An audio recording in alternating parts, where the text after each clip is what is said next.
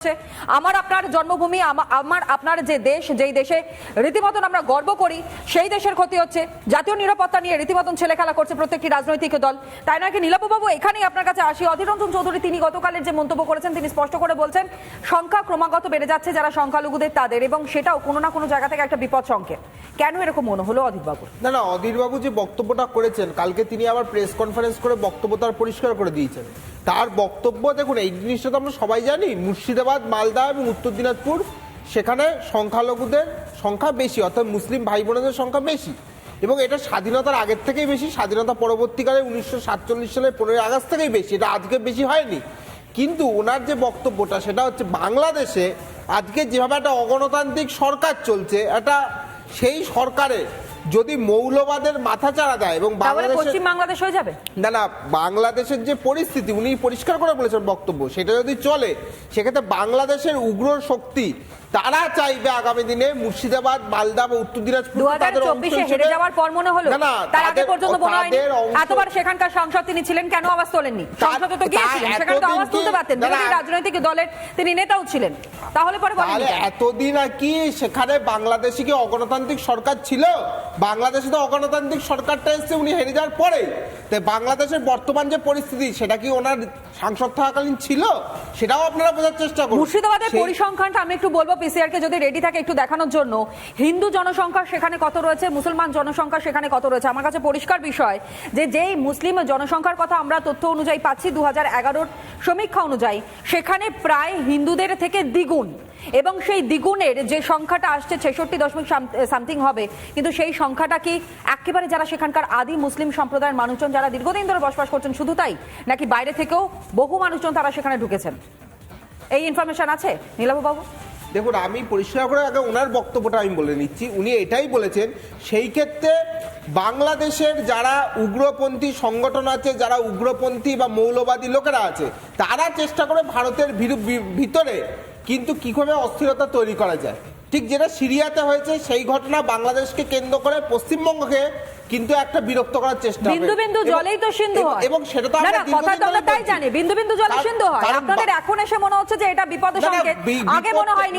এটা কি হঠাৎ করে চলে এসেছে? হঠাৎ করে জিহাদি কাজকর্ম করছে? না, আগে তো আমি ওপার বাংলা যখন এতটা সমস্যা, এতটা আলোচনা আমরা করেছি, রিপাবলিক নেটওয়ার্ক সবথেকে বড় কভারেজ দিয়েছে এখনো পর্যন্ত বাংলাদেশ, এটা আপনারাও স্বীকার করবেন।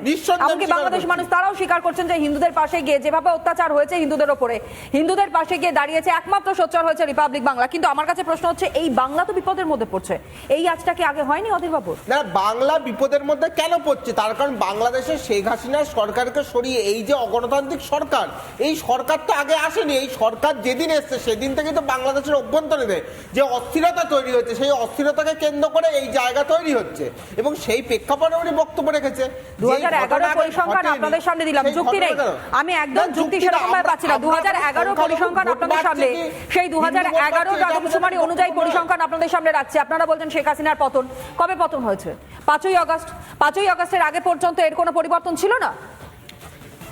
না, নীলাভবাবু বলতে চাচ্ছেন অধীর চৌধুরী তার মানে ওই থেকে পদ থেকে সরে যাওয়ার পরে বাংলাদেশের হাসিনা সরকার পড়ে গেল। অধীর চৌধুরী থাকলে বাংলাদেশে হাসিনা সরকার যেত না, সেটাকেও বলেনি। আমি বলছি এই ঘটনার পরে ঘটনাটা ঘটেছে, আপনি আগে বুঝুন কথাটা। আপনি মমতা ব্যানার্জির মতো মিথ্যাচার করবেন না, সকাল সকাল লোকে হাসবে। বেশ, কিন্তু আমার কাছে মনে হলো একটু অন্য বিষয়। অধীর রঞ্জন চৌধুরী তিনি আজ হঠাৎ করে মনে করছেন যে সেখানে জনসংখ্যা যেভাবে বাড়ছে সেটা বিপজ্জনক। কিন্তু আমার একেবারে পরিষ্কার প্রশ্ন, গতকালের ঘটনা আমরাও দেখেছি, দীপঙ্কর বাবুও কিছু বলবেন বলে হাত তুলেছেন, আমি অবশ্যই সময় দেবো। কিন্তু দুজন টেররিস্ট, দুজন জঙ্গি তারা গ্রেফতার হলো, এটাই তো সব থেকে বড় ভয়ঙ্কর বিষয়। যেখানে এখনো পর্যন্ত শাসক দলে রয়েছে তৃণমূল কংগ্রেস, বেশ কয়েকটা বিধানসভা এলাকা, আমি সেটাও বলবো যদি রেডি থাকে তাহলে দেখানোর জন্য পিসিআরকে, বেশ কয়েকটা বিধানসভা এলাকা, যে বিধানসভা এলাকায় তৃণমূল কংগ্রেসের তারা ক্ষমতায় রয়েছে। তাহলে এই নির্দিষ্ট পকেটগুলোতে এত এত জঙ্গি যাদের খোঁজ পাওয়া যাচ্ছে, কেন্দ্রীয় গোয়েন্দা এজেন্সি পর্যন্ত অ্যালার্ট করছে, কিন্তু আমাদের রাজ্যের কাছে কোনো খবর নেই। দীপঙ্কর বাবু দেখুন, খাগড়াগড়টা কোথায়? খাগড়াগড় বিস্ফোরণে কারা যুক্ত ছিল? খাগড়াগড় বিস্ফোরণের পরে যে সমস্ত জঙ্গিগুলো মাথা এলো তারা কোথার সাথে যুক্ত ছিল? তাদের বোমা বিস্ফোরণে কোথায়?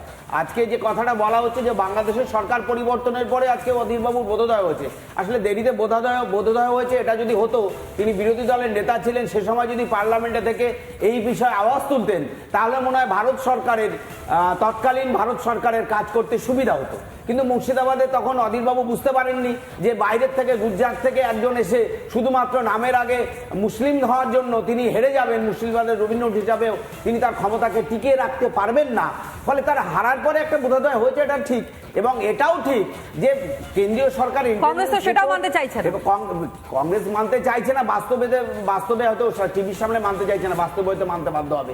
কারণ সবাই সবকিছু বলে দেবে যে খাগড়াগড় বিস্ফোরণের পর যে সমস্ত জঙ্গি কার্যক্রমগুলো হলো, তারপরে পিএফআই এর ঘটনা, প্রতিটা ঘটনার সাথে আমরা দেখেছি যে বাংলাদেশে জঙ্গি সরকারের যোগ এবং বাংলাদেশের যে জঙ্গি সংগঠনগুলোর সাথে যুক্ত আছে।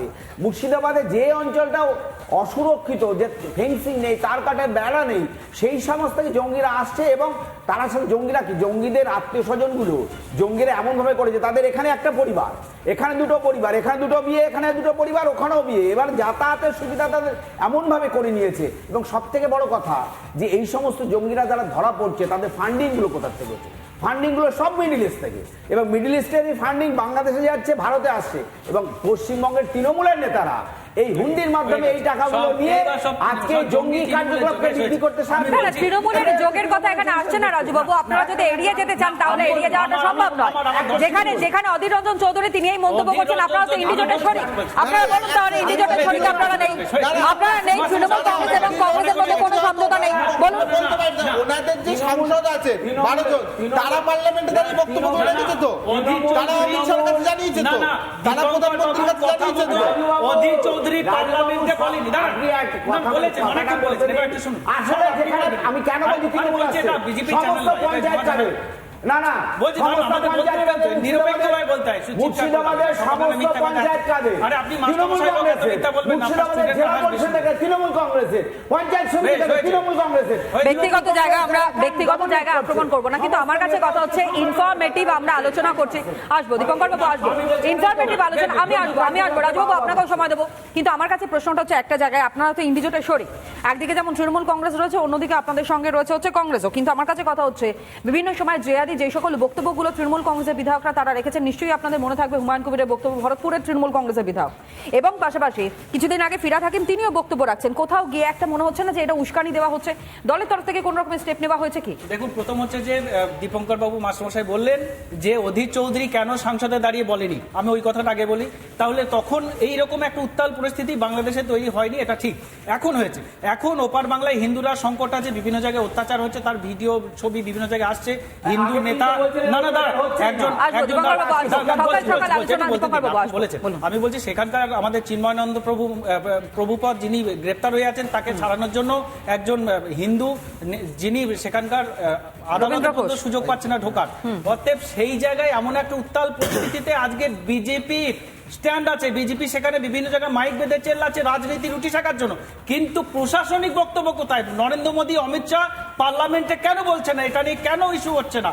অতএব তারা আপনারা কেন সোচ্চার হচ্ছে না? আমরা তো বলছি 29টা সংসদ আপনাদের বলছে তো 29 সংসদ, আপনারা কেন সোচ্চার হচ্ছেন না পার্লামেন্টে? কি বলেছে মমতা বন্দ্যোপাধ্যায় বলেছে বাংলাদেশ যদি এখানে আসে, বাংলাদেশের লোক যখন বলছে কলকাতা দখল করবে, বলছে আমরা বসে ললিপপ খাবো, রিঅ্যাকশন দিয়েছে কেন্দ্র সরকারের। জঙ্গি নিয়ে আলোচনা করুন, জঙ্গি নিয়ে আলোচনা করুন, এই জঙ্গিদের ভয় আমরা পাই, জঙ্গিদের নিয়ে আলোচনা করুন। আগে শুনুন, আগে যে জমিটা আছে সেটা আগে বলে না হেলে ধরতে পারে না বা কেউ তো ধরতে এসছে, আগে যে জমিটা আছে সেখানে পাহারা দিক, পরে আবার 50 কিলোমিটার জমি এক্সট্রা চাইবে, তখন সেখানে ভাবা যাবে। সেখানেই আটকাতে পারছে না, জঙ্গি ঢুকিয়ে দিচ্ছে ঠেলে, গর্ত তলা দিয়েছে বাংলার জঙ্গিদের ঠেলে ঢুকিয়ে দিচ্ছে কারা? না বিএসএফ দিচ্ছে, কেন্দ্র এজেন্সি দিচ্ছে, বিজেপির কথা দিচ্ছে। আর সেই কারণের জন্য তথ্য বলছে বা গোয়েন্দা রিপোর্ট এখনো পর্যন্ত যা হাতে আসছে, দীপঙ্কর বাবু একদম আমাদের হাতে সময় নেই, যেহেতু রিপোর্টটা সামনে আসছে সেখানে বলা হচ্ছে নির্দিষ্ট করে হিন্দুদেরকে টার্গেট করা হচ্ছে, হিন্দু নেতাদেরকে টার্গেট করা হচ্ছে। যদি সেটাই হয়ে থাকে তাহলে শুধুমাত্র বিজেপিতে যে হিন্দু নেতারা রয়েছেন তা তো নয়, প্রত্যেকটি রাজনৈতিক দলে হিন্দু নেতারা রয়েছেন, তাহলে তারাও কি এবার টার্গেটে আসতে চলেছে এই সকল জঙ্গিদের? এই প্রশ্নটা নিয়েই আজ আমাদের অনুষ্ঠান এখানে শেষ করতে হচ্ছে। অনেক অনেক ধন্যবাদ জানাই যারা উপস্থিত ছিলেন আমাদের সঙ্গে এই আলোচনায়। আর এরই সঙ্গে অনুষ্ঠান তো আমরা শেষ করছি, এই প্রশ্ন নিয়ে ঠিকই উত্তর খোঁজবার আমরা চেষ্টা করব। তবে এখন সময় ছোট্ট একটা বিরতি, ফিরে আসছি এক্ষুনি।